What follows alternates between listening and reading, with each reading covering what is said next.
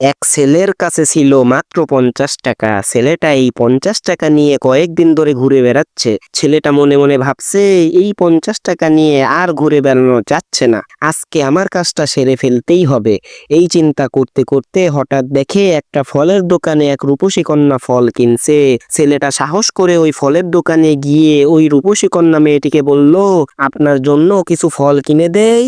মেয়েটি বলল, wow gentleman, তাহলে আমাকে 1 কেজি আপেল কিনে দিন। ছেলেটা দোকানদারকে বলছে, 1 কেজি আপেলের দাম কত?